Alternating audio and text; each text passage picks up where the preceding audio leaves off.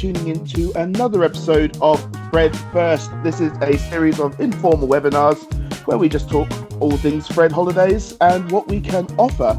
And today I'm very excited to be chatting with Joseph Grimley, who's on our business development team, about the Hotel Jardin Tecina, which I think is a little bit of a gem in the Fred Olsen crown that isn't maybe always talked about quite enough. So, hello, Joseph. Thank you for joining us. Hi, Wade. Good to be here. Hi, everybody. Now, Joseph, you're the best person, I think, to ask about the hotel. I don't know an awful lot about it yet myself, so I've got a few questions for you because you've only recently got to experience it firsthand, I believe. That's absolutely right, Wayne. Yes, I was very, very lucky, fortunate. I went on a work trip over to La Gomera just before Christmas. Well, I think it's about the 10th of December, which was amazing. The reason we went over there was because the hotels actually was closed last year in 2024 from April through to December for a massive multi-million euro refurb, renovation, modernization. So a team of us from the office went out across basically to check it out, to see what the result was of the money that they spent on the hotel. It's a tough job, but someone's got to do it. Yeah, we struggled through. Now, with the Hotel Jardin Tecina, I noticed it's specifically featured in the Fred Holidays brochures and quite a lot of our marketing. But tell us, what makes the hotel so special? Great question. And I have to say, yeah, when I joined Fred Holidays and I saw the hotel in the brochure, we could have hundreds of hotels in the brochure, a single hotel, but we don't. So I said, why the Jardin Tecina? Not the Jardin Tecina way. Jardin's very French. It's a Spanish, it's Canary Islands. It's Jardin Tecina. So basically, it's our hotel. The hotel's owned by Fred Olsen. And it's great, when you get over there. So it's on the island of La Gomera, which is a short ferry ride, about an hour on the ferry across from Tenerife, and it's the ferry that you go across on is of course a Fred Olsen Express ferry. So keep it in the family. Fred Holidays sells Fred Olsen Hotel, traveling on a Fred Olsen ferry. Absolutely. So yeah, that's why we promote it, really. Fantastic. And well, when you talk about promoting, who would you promote it to? Who would you recommend the hotel for? I would recommend it to families. I think it caters very well for children. There's a really good kids club, and you've got a good choice of restaurants and bars. It's a huge hotel. It's spread out on a huge plot. In the sort of Canarian style, if you've been to hotels in the Canaries, you'll see they're kind of bungalow style. So they're spread out, lots of space, only kind of 1 or 2 stories. It's very low rise. The location is incredible, perched on the top of a cliff. So if you're a couple, I think you would like it. It's very romantic, and again, lots and lots to do. So I think couples, I think families, I think multi-generationals as well. I can see families who have got maybe young children or teenage children and taking their parents as well. So you've got 3 generations, grandparents, parents and kids. So I think it appeals to pretty much anyone. I wouldn't say it would appeal to the young and lively crew because it's not young and lively. It's a very sort of sophisticated, laid-back hotel with loads going on. But if you're going to party, you wouldn't be looking at this hotel. It's not for you. So if you're looking to go to a hotel that's not got anything loud or young and lively, then yeah, absolutely spot on. Interesting. And I was interested in the kind of the seasonal appeal of the hotel because I know you actually went just before Christmas. So what type of year would you kind of recommend to go? To be honest with you, Wade, I think you could go all year round. Oh, wow. It was great to get some winter sun, at the beginning of December because we'd already had the dark long nights in the UK, especially where I am up in the northeast in Northumberland. So it was lovely to go and experience some warmth and some sunshine. And the temperature was round about sort of 20, 21 degrees when I went, which I think the older I get, the more I don't want the extreme temperatures. So I think if you don't want too hot, I think winter sun is fantastic. I think if you want to go in the summer to La Gomera, that's a great time to go as well. Especially if you're into your trekking or hiking, which La Gomera does offer. I didn't unfortunately get to see much of the island because we really focused on the hotel. But to be honest with you, we were there 3 nights. We left the hotel to go down to the little port, but you don't need to leave the hotel because you've got absolutely everything you need on hand. The facilities are just superb. Amazing. Which actually that leads me quite nicely into my next question. I was wondering about the board basis and what's offered in terms of the boards. Board basis, they offer half boards or full boards. You've got a good choice of restaurants. There are 5 restaurants. So my top tip, I would actually upgrade and I would go for the gourmet half board because if you have a standard half board or full board, you have all of your meals in the main buffet restaurant, which is really good, by the way. The amazing selection for your buffet. You could eat in there for a week and not get bored. They do change it up. It's not just the same stuff, but I would go for the gourmet half board because there's a lovely restaurant right down at beach level because this hotel's perched right up on the cliffs. It's got its own lift, so you get in a lift and it takes you down to the beach level. You've got a restaurant there. You've got another swimming pool there, pool bar. But it's really nice, I think, to be able to eat in the different restaurants. There's also other gourmet restaurants, and there's also a tapas restaurant. I absolutely love tapas. So go for your gourmet half board, and then you've got a better choice of restaurants, I would say. Oh dear, I'm regretting filming this around lunchtime. I think that's the wrong conversation to be having. But say, error. I had my lunch before.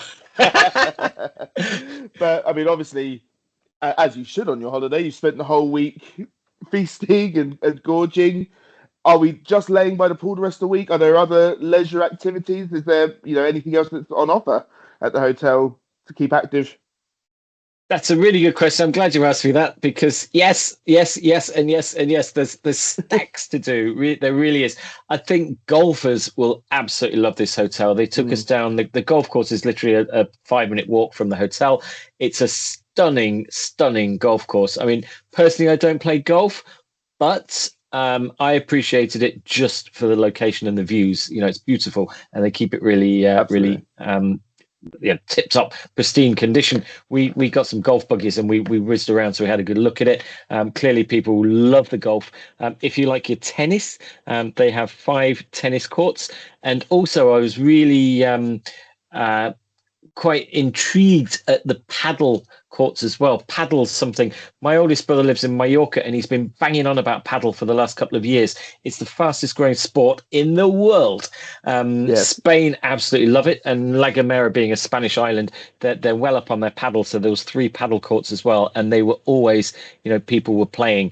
So paddle is great. They've got a squash court as well, which I didn't see. I read that in the blurb. There's a fitness center. Of course, I was there every single morning. Yes, you can tell me every detail of that. Maybe not, but if you want to use it, I mean, I'm not a gym bunny, as you can probably tell, but I was impressed with it. They basically got everything. It's a state of the art, all the cardiovascular machines, all the weights. So, if you want to burn off those calories from all the beautiful food, then head to the fitness center. It's very, very impressive. Oh yes, and did I mention 5 swimming pools? There's includes a kids pool, and there's also a pool at the beach level. I don't know if I mentioned that earlier. I can't remember.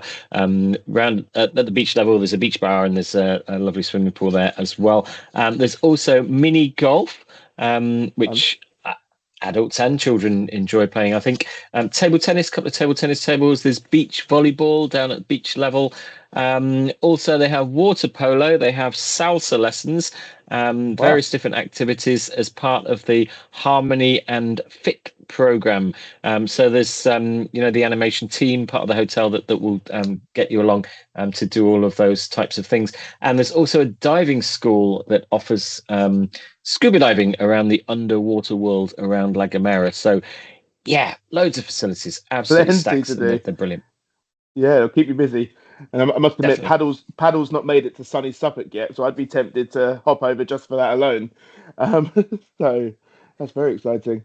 Um, you mentioned earlier about the Fred Olsen ferry, that to get across to La Giantassina. I know from a few times I've been to shows and things, that's a question that does come up a lot for agents. So I wondered if you could just elaborate a bit more about how to get to La Gomera in general. Yeah, I mean it's really funny actually because before I was going to La Gomera, I was telling friends and family that I was going, and so many people just said, "Where's La Gomera?" I'm like, "Well, hello, it's a Canary Island." I guess because we work in travel, we forget that we know these things. We're in the know. So yeah, little Canary Island, the second smallest off of Tenerife. So basically, you need to fly to Tenerife to do your La Gomera holiday. You fly to Tenerife, you transfer through to Los Cristianos, and the ferries run from Los Cristianos. So I think the great thing about booking your Jardin Tecina holiday through Fred Holidays is that Fred Holidays is a tailor-made specialist operator, so we can tailor whatever your customers want. So we tend to try and say to people, you're better off really to make it a twin center. So, i.e., have at least one night in Tenerife, because you don't want to have any issue if your flight's delayed or whatever and miss your ferry, because that could be a bit annoying and muck about with the schedule of your holiday. So, I would definitely recommend at least one night in Tenerife, and we can let you stay anywhere. You can choose the hotel, any resort in Tenerife that you fancy. Fred Holidays, the difference is it's always private transfers. So I know that one of the big tour operators, who I won't name, rhymes with Rui, do the Jardin Tecina. And a couple of agents have said to me before, "Oh, I managed to get it cheaper with that tour operator." Well, yeah, you might get it cheaper with that tour operator, but you're on a shared transfer, so you're probably sat at Tenerife Airport for 3 hours waiting for flights to come in from Birmingham, East Midlands, Luton, Glasgow, Gatwick, Prestwick, Edinburgh, etc., before they merge everybody on a coach and then take you to the ferry port. Because don't forget, you've got two transfers. You got the transfer from the airport to the ferry port in Los Cristianos, and then you've got your transfer from the ferry the other side, the ferry port in La Gomera. It's about an hour to take you down to the Jardin Tecina. So yeah, it's a good journey, and it kind of gives you the feel that you're further away than you are, because you've got the flight and you've got the ferry as well. But yeah, I think maybe 1 or 2 nights in Tenerife and then zip over to La Gomera would be quite a good call. Absolutely, sounds fabulous. And obviously, you've run us through all these amazing facts and all the facilities and amazing things about this hotel. But I guess my last question, the most important question, is what was your favorite thing about the hotel? Without a doubt, it's the location. I mean, literally, you wake up in the morning, you open your curtains, and you just have this absolutely stunning view. Um, I'm just going to show you. Uh, I didn't flip through these. Never mind. This slide here, that gives you an idea of Oh the wow. location. So yeah, you open up your curtains. Not every room has a sea view. Some have a pool view, some have garden views. To be honest, the gardens are beautiful and they are subtropical. So you get all sorts of different palm trees. We were very lucky. We had an organized garden walk with a guide who took us all around and showed us all the different flora and fauna on the around the hotel gardens, which is absolutely beautiful. But yeah, the views are epic, absolutely epic, and you've got everything you need there. It's just an absolute pleasure. It's a really cool, really stunning hotel. I didn't see it before the renovation, but I don't need to, because I've seen it now and it's beautiful. It's gorgeous. That's Highly recommend amazing. And you've not made me at all jealous. I it. that's fantastic. Well, thank you so much for running us through all that and for sharing your knowledge. I'm sure that's coming very, very useful for a lot of agents who probably had similar questions to me, wondering, as you said, wondering about this hotel in our brochure. So, if you've been at all interested and at all inspired by what you've heard today, then do get in touch. All our BDMs are always happy to pop in for a chat or a bit organise some training, etc., etc. We love these products and we want to really scream and shout about them. So if you want any more information, please do get in touch and we can organise that for you. Until then, we will see you next time for the next episode of Fred First. Thank you for tuning in. Thank you, Joseph. Thanks very much, Wade. Thanks, everybody. Bye-bye. Bye-bye now.